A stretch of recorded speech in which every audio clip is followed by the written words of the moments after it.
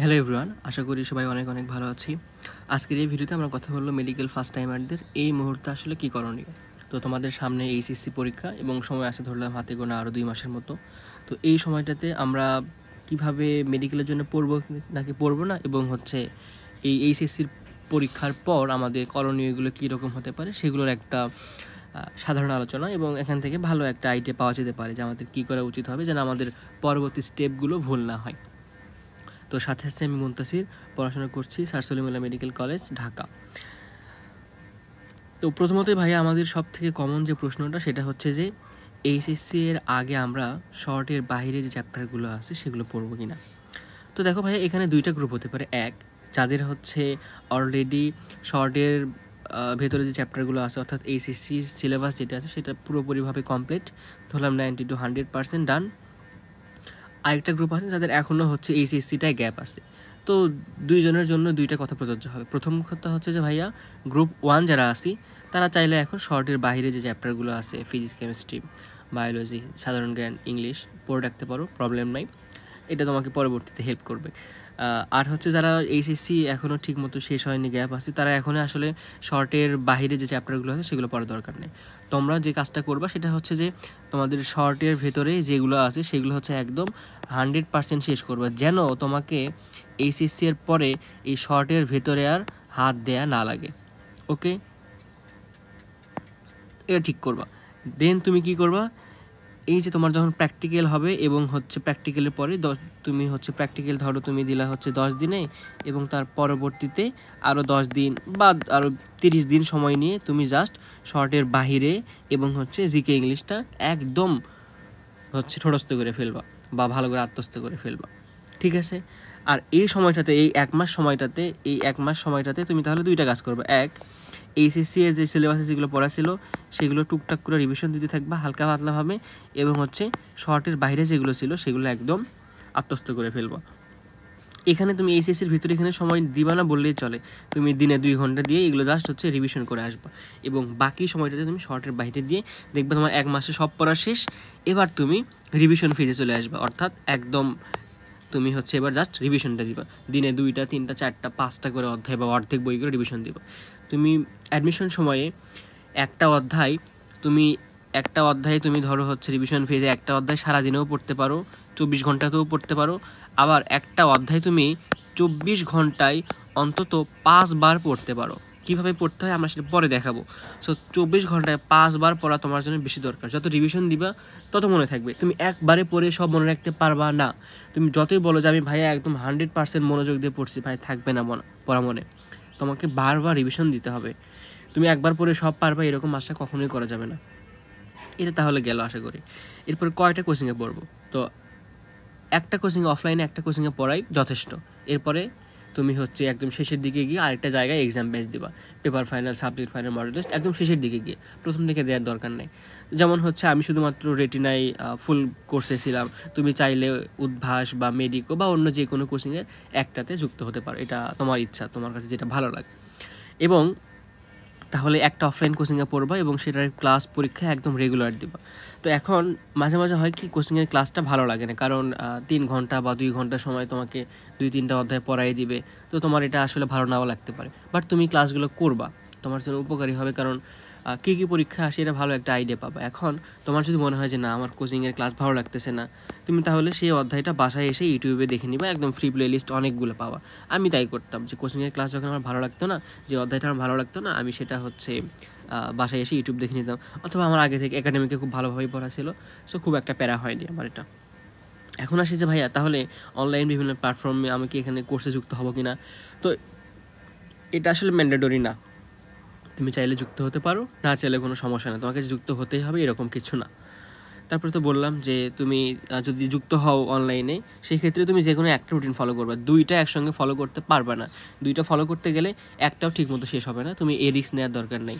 ওকে, তারপর exam batch কয়টা দিব এটা বললাম, যে শুরুতে অফলাইনে একটা কোচিংয়ে ঠিকঠাক মতো থাকো, দেন শেষের দিকে গিয়ে paper final, subject final, model টেস্টগুলো সেটা অনলাইনে হতে পারে, অফলাইনে হতে পারে, যে কোনো এক জায়গায় তুমি এক্সট্রাভাবে দিতে পারো। এখন আরেকটা কথা, সেটা যে এখানে বলতে ভুলে গেলাম, একটা রুটিন ফলো তো করবো, এটা তো বললাম অনলাইন কোচিং। ও হ্যাঁ, তুমি তাহলে আর হচ্ছে যে ভাই আমি অনেকে তো শুনছি অনেক জায়গায় পড়ে 2-3টে কোচিংয়ে পড়ে, আমি কি করব?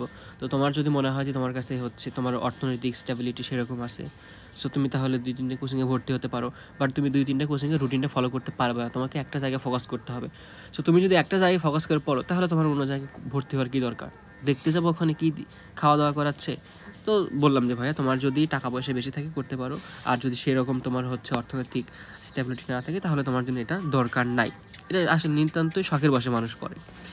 ঠিক আছে, এরপর আসি ভাইয়া এক্সট্রা রাইটার কী করবো, এক্সট্রা রাইটার পড়বো কিনা। তো এক্সট্রা রাইটার পড়ার আগে তোমাকে আগে মেইন যে বইটা আছে তুমি দেখো মেইন বইয়ের সব 100% পারো কিনা। যদি মেইন বই 100% পারো, সব বলতে পারো, তারপরে তোমার জন্য এক্সট্রা রাইটার। তুমি মেইন বই ঠিক মতো পারো না, এক্সট্রা রাইটার নিয়ে লাফাচ্ছ, এই ক্ষেত্রে তোমার জন্য এক্সট্রা রাইটার না।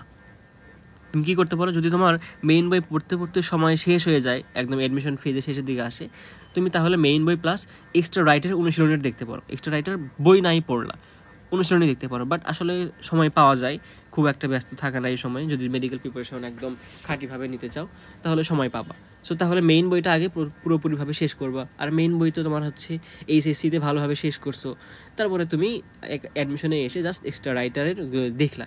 কীভাবে দেখবা? এক্সট্রা রাইটার পড়ার কিছু নিয়ম আছে। তুমি কিছু কিছু লাইন দেখলে বুঝতে পারো, বোল্ড লাইন হোক, কোনো প্যারার প্রথম লাইন হোক, কোনো প্যারার শেষের লাইন হোক, বা আশেপাশে কিছু লাইন হোক, দেখলেই বুঝতে পারবে যে এগুলো পরীক্ষাতে আসে। তো তোমাকে এই যে প্রশ্ন ব্যাংক অ্যানালাইসিস করে এই একটা কমন সেন্স তোমার মধ্যে গ্রো করতে হবে, তোমাকে বিশ্বাস করতে হবে, তাহলে তুমি সম্ভব। তাছাড়া তুমি এক্সট্রা রাইটার সব লাইন পড়ে পড়ে শেষ করতে পারবে না। আমি এখানে লিখে রাখছি তুমি মেইন হিসেবে কী পড়বা, এক্সট্রাটা হিসেবে কী পড়বা।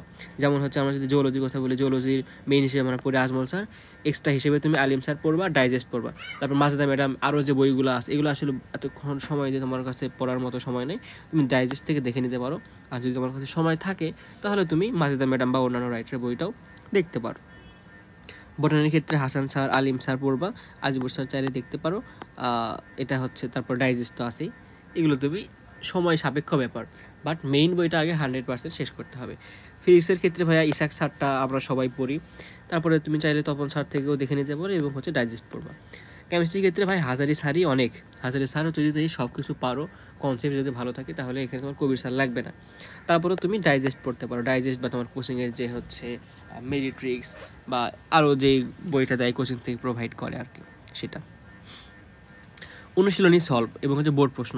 আসলে আমাদের বইগুলোতে অনুশীলনীতে যেগুলো থাকে সেগুলো অ্যাকচুয়ালি বোর্ড প্রশ্নই থাকে। সো অনুশীলনী সলভ আর বোর্ড প্রশ্ন আলাদা কিছু না, বিশেষ করে ফিজিক্স কেমিস্ট্রির ক্ষেত্রে একই কথা। তারপরেও তুমি চাইলে বায়োলজির ক্ষেত্রে বোর্ড প্রশ্ন, যেমন মাজেদা ম্যাডামের বই বায়োলজির ক্ষেত্রে বোর্ড প্রশ্নগুলো অ্যাড করা আছে, আজিবুর স্যারের বই বায়োলজির ক্ষেত্রে প্রশ্নগুলো অ্যাড করা আছে। বাট হাসান স্যার, আলিম স্যারের ক্ষেত্রে ওই রকম করে অ্যাড করা নাই, তবে সাল ভিত্তিক করা আছে বইয়ের শেষের দিকে, সেখান থেকে প্র্যাকটিস করে নিতে পারো। তো তাহলে কী করবা, অনুশীলনী ভাইয়া মেইন রাইটার তো পড়তেই হবে, সাথে এক্সট্রা রাইটার অনুশীলনীগুলোও পড়তে হবে। এক্সট্রা রাইটারের ভিতরে কথা পড়ো বা না পড়ো, অনুশীলনী তোমাকে মাস্ট সলভ করতে হবে। এরপরে হচ্ছে তুমি কোচিংয়ের প্রশ্ন ব্যাংক তো অবশ্যই দেখবা, সেটা হচ্ছে কোচিং থেকে তোমার যদি সবগুলো রাইটার বই কেনা সম্ভব না হয়, সেই ক্ষেত্রে কোচিং থেকে একটা এক্সট্রা রাইটার অনুশীলনী বা অনুশীলনী প্রশ্ন ব্যাংক টাইপের একটা বই দেয়, তুমি সেটা করবা। ওকে, এবার আসি জিকে ইংলিশের ক্ষেত্রে। জিকের ক্ষেত্রে ভাইয়া কোচিংয়ের বই পড়বা, কোচিং থেকে যে বইটা প্রোভাইড করে সেটা পড়বা, এবং চাইলে MP3 থেকেও পড়তে পারো। এখন তো জিকে সাধারণ জ্ঞান হচ্ছে তোমার বাংলাদেশ এবং আন্তর্জাতিক দুইটাই থাকে, তো দুইটাই পড়ে নিতে পারবো। আর ইংলিশের ক্ষেত্রে আমি মাস্টার অ্যাপেক্স, আমি মাস্টারটা পড়ছি। মাস্টার তুমি যদি সব ঠিকঠাক মতো পড়তে পারো তাহলে ইনশাআল্লাহ ভালো একটা এখান থেকে আউটপুট পাওয়া যাবে। তারপরে দিনে কতক্ষণ পড়বো, তো এই প্রশ্নটা আসলে করা ঠিক না। একজনের পড়ার সিস্টেম বা সময় সাপেক্ষ একই রকম। সো আমি যেটা 10 ঘন্টায় পড়ছি তোমার সেটা 5 ঘন্টা লাগতে পারে, বা আমি যেটা 5 ঘন্টায় পড়ছি তোমার সেটা 10 ঘন্টা লাগতে পারে। So it's up to you যে তোমার কতক্ষণ সময় লাগতেছে। তুমি যে কাজটা করবা তুমি হচ্ছে সময় নষ্ট করবে না। তোমার প্রয়োজনে যে কাজগুলো আছে, খাওয়া দাওয়া, ঘুমানো বা অন্যান্য যে কাজগুলো আছে, সেগুলো ছাড়া বাকি সময় যেন তোমার নষ্ট না হয়, মোবাইলে যেন অতিরিক্ত সময় না যায়, এগুলো তুমি হচ্ছে একটু খেয়াল করবা। সো মোবাইল একদমই চালানো বন্ধ করবা, এটা আসলে সম্ভব নয় এই মুহূর্তে এসে। বাট যেন সেটা হচ্ছে সীমিত পর্যায়ে থাকে, ওরা যেন তোমার পড়াশোনাকে হ্যাম্পার না করে। তুমি চাইলে হচ্ছে এই সময় ফেসবুক আনইনস্টল করে দিতে পারো, ইনস্টা বা অন্যান্য সোশ্যাল মিডিয়াগুলো তুমি কম ইউজ করতে পারো, জাস্ট হোয়াটসঅ্যাপ ইউজ করতে পারো, জাস্ট কোচিংয়ের সাথে কানেক্টেড বা ফ্রেন্ডদের সাথে একটু টুকটাক কথা শেয়ার করার জন্য, বা তোমার মেন্টর বা টিচার যারা আছে তাদের সাথে কথা বলার জন্য। সো বিকালের দিকে একটু খেলাধুলা বা হাঁটাহাঁটি করতে পারো, তোমার হচ্ছে এটা স্বাস্থ্যের জন্য ভালো, হেলথের জন্য ভালো। আর হচ্ছে এই সময় পর্যাপ্ত ঘুমাতে হবে। তুমি কখনো চাইবা না যে তুমি না ঘুমিয়ে পড়াশোনা করো, এটা আসলে খুব একটা হেলদি প্র্যাকটিস না। তুমি পড়ার পরে তোমাকে ঘুমাতে হবে, তোমাকে ব্রেনকে হচ্ছে একটু ঘুম দিতে হবে, তাছাড়া পড়াগুলো তোমার হচ্ছে এখানে ঠিকঠাক মতো সেভ হবে না। তো ভাইয়া নর্মালি 8 থেকে 12 ঘন্টা একটা এভারেজ পড়ার সময়। কীরকম করে তুমি সকালে 3 ঘন্টা বা 4 ঘন্টা পড়লা, দুপুরে 3 ঘন্টা পড়লা, বিকালে বা রাতে তুমি 3 ঘন্টা বা 4 ঘন্টা পড়লো, অলরেডি দেখো এখানে তোমার হচ্ছে কিন্তু 10 ঘন্টা প্লাস হয়ে গেছে। তুমি যদি রেগুলার এটা পড়তে পারো, তুমি একদিনে 16 ঘন্টা বা 14 ঘন্টা পড়লা, পরের দিন আর পড়তেই বসলো না, এরকম যেন না হয়। তোমার রেগুলার বেসিসে 8 থেকে 10 ঘন্টা যেন তুমি রেগুলার পড়তে পারো। সেটা কীভাবে পড়বো? কোচিংয়ের পড়া, নিজস্ব পড়া, এগুলো পড়বা। আর একটা কথা ভাইয়া, এই সময় হচ্ছে বাসায় টিউটর নিব কি না এটা তোমার উপর ডিপেন্ড করে। তুমি যদি নিজে পড়তে অবহেলিত ফিল করো, তোমার যদি নিজে পড়ার চাপ না থাকে, তুমি তাহলে বাসায় টিউটর নিয়ে পড়াটা পড়তে পারো। তবে এটা ম্যান্ডেটরি না। আমরা যারা অনেকেই আছি বাসায় কোনো টিউটর ছাড়াই কিন্তু চান্স পাইছি। তারপরে আসি কোনো অধ্যায় যখন আমরা শুরু করব, কীভাবে শুরু করব। তো প্রথমত আমরা যে কাজটা করব, যে ফুল যে বইটা আছে অর্থাৎ ফুল অধ্যায়টা আর কি, সেটা খুব ভালোভাবে রিডিং পড়বো।